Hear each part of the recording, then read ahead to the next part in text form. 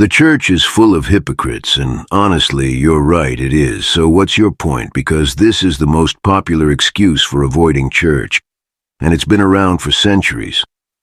People say it with such conviction, like they've uncovered some devastating truth that Jesus somehow missed. But here's the reality. Jesus knew the church would have hypocrites. He built it anyway. Look at the 12 disciples.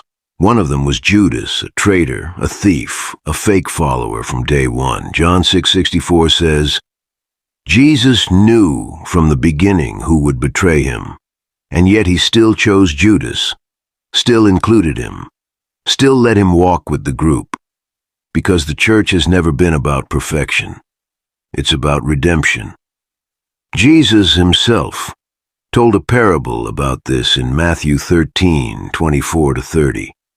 A man sows good seed in his field, but an enemy comes and plants weeds among the wheat. The servants want to rip out the weeds immediately, but the master says, "Let both grow together until the harvest." So, in other words, real believers and fakes will exist side by side in the church until Jesus returns and separates them.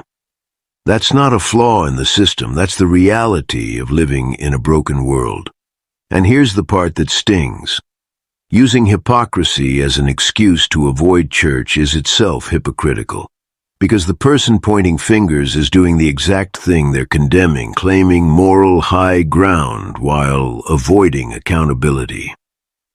1 John chapter 1 verse 8 says, "If we say we have no sin, we deceive ourselves, and the truth is not in us."